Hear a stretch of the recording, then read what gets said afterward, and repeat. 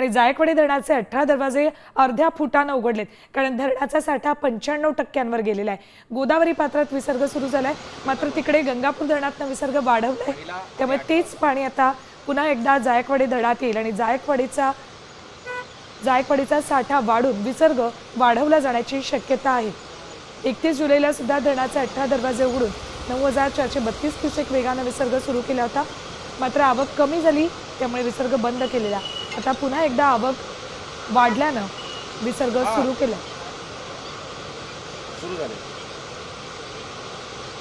जायकवाडी धरणाचे 18 दरवाजे उघडलेत आणि विसर्ग सध्या सुरू झाला। अर्ध्या फुटाने दरवाजे उघडलेत। जायकवाडी धरणाची ही दृश्य पहिला आणि 18वा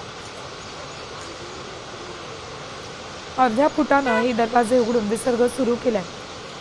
95% अधिक साठा सध्या जायकवाडी धरणात आहे।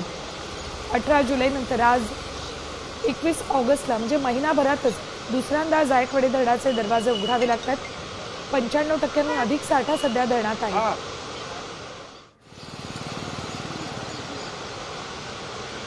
आता isakal.com आहे देशातील नंबर 1 ची मराठी न्यूज वेबसाईट। प्रत्येक अपडेटसाठी isakal.com ला नक्की भेट द्या।